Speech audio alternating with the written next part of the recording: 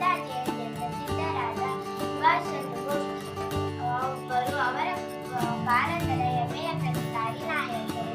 ಇವರು ನನಗೆ ರಕ್ತ ಕೊಡಿ, ನಾನು ನಿಮಗೆ ಸ್ವಾತಂತ್ರ್ಯ ಎಂದು ಘೋಷಿಸಿದಾಗ ಮಾನವೀಯರು. ಇವರು ಬ್ರಿಟಿಷರನ್ನು ನಮ್ಮ ದೇಶದಿಂದ ಓಡಿಸಲು ಆಜಾದ್ ಹಿಂದ್ ಫೌಜ್ ಎಂಬ ಸೈನ್ಯವನ್ನು ಕಟ್ಟಿದ್ದರು. ಸೈನಿಕರನ್ನು ಹುರಿದುಂಬಿಸಿ ಧೈರ್ಯದಿಂದ ಹೋರಾಡಲು ಆದೇಶಿಸಿದರು. ಇಂತಹ ಧೀರ ಸೇನಾನಿ ಸುಭಾಷ್ ಚಂದ್ರ ಬೋಸ್ ಇವರು ಆದರ್ಶಗಳನ್ನು ನಮ್ಮ ಜೀವನದಲ್ಲಿ ಅಳವಡಿಸಿಕೊಂಡು ಬಾಳಲು ಎಂದು ಹೇಳುತ್ತಾ ನನ್ನ ಚಿಕ್ಕ ಭಾಷಣ. ಗಾಂಧೀಜಿ ಅಂದ ತಕ್ಷಣ ನಮಗೆ ನೆನಪಾಗುವುದು ಅವರ ಸರಳ ಜೀವನ ಮತ್ತು ಅವರ ಅಹಿಂಸಾ ತತ್ವ.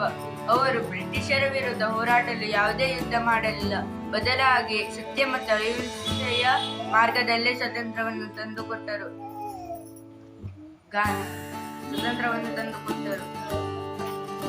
ದಂಡಯಾತ್ರೆ, ಅಸಹಕಾರ ಚಳುವಳಿ, ಕ್ವಿಟ್ ಇಂಡಿಯಾ ಚಳುವಳಿಯ ಮೂಲಕ ಬ್ರಿಟಿಷರಿಗೆ ತಮ್ಮ ಶಕ್ತಿಯನ್ನು ತೋರಿಸುತ್ತಿದ್ದರು. ಪ್ರೀತಿ, ಸಹಬಾಳ್ವೆ ಮತ್ತು ಶಾಂತಿಯ ಮಹತ್ವವನ್ನು ಇಡೀ ಜಗತ್ತಿಗೆ ಸಾರಿದ ಮಹಾನ್ ವ್ಯಕ್ತಿ ಗಾಂಧೀಜಿಯವರು. ಅವರ ತತ್ವವನ್ನು ಪಾಲಿಸುವ ಮೂಲಕ ಅವರಿಗೆ ಗೌರವ ಸಲ್ಲಿಸೋಣ ಎಂದು ಹೇಳುತ್ತಾ ನನ್ನ ಪುಟ್ಟ ಭಾಷಣವನ್ನು ಮುಗಿಸುತ್ತೇನೆ. ಜೈ ಹಿಂದ್, ಜೈ ಹೋರಾಟಗಾರರಾದ ಡಾಕ್ಟರ್ ಬಿ.ಆರ್. ಅಂಬೇಡ್ಕರ್ ಅವರ ಬಗ್ಗೆ ಒಂದೆರಡು ಮಾತನಾಡಲು ಬಯಸುತ್ತೇನೆ. Doctor B R. ಅಂಬೇಡ್ಕರ್ ಅವರನ್ನು ನಾವು ಭಾರತದ ಸಂವಿಧಾನ ಶಿಲ್ಪಿ ಎಂದು ಕರೆಯುತ್ತೇವೆ. ನಮ್ಮ ದೇಶದ ಸಂವಿಧಾನ ಬರೆಯುವಲ್ಲಿ ಇವರು ಪ್ರಮುಖ ಪಾತ್ರ ವಹಿಸಿದರು. ಇವರು ಎಲ್ಲರೂ ಸಮಾನ ಎಂದು ನಂಬಿದ್ದರು ಮತ್ತು ಸಮಾಜದಲ್ಲಿ ಸಮಾನತೆ ತರಲು ಸಾಕಷ್ಟು ಹೋರಾಟ ಮಾಡಿದರು. ಎಲ್ಲರಿಗೂ ಶಿಕ್ಷಣ ಸಿಗಬೇಕೆಂದು ಹೇಳಿದ ಮಹಾನಾಯಕ ಇವರು. ಅವರ ಆದರ್ಶಗಳನ್ನು ನಾವು ಪಾಲಿಸಬೇಕು. ಇಷ್ಟು ಹೇಳಿ ನನ್ನ ಚಿಕ್ಕ ಭಾಷಣ.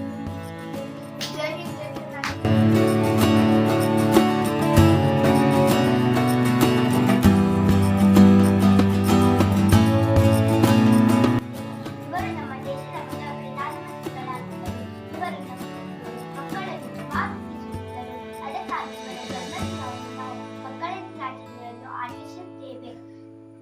ನೆಹರು ಅವರು ಗಾಂಧೀಜಿಯವರ ಜೊತೆಗೆ ಸ್ವಾತಂತ್ರ್ಯ ಹೋರಾಟದಲ್ಲಿ ಸಕ್ರಿಯವಾಗಿ ಪಾಲ್ಗೊಂಡರು.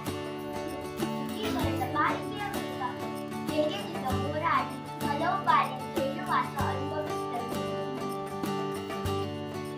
ಮಕ್ಕಳನ್ನು ಉತ್ತಮ ಭವಿಷ್ಯವನ್ನು ಕಟ್ಟಿಕೊಂಡರು. ಕನಸು ಕಂಡಿದ್ದ ಮಹಾನ್ ನಾಯಕ ಇವರು. ನಾವು ಇವರ ತತ್ವವನ್ನು ಪಾಲಿಸುವ ಮೊದಲು ಗೌರವಿಸೋಣ. On this day, everybody sings the national anthem. Independence Day is the celebration into our freedom.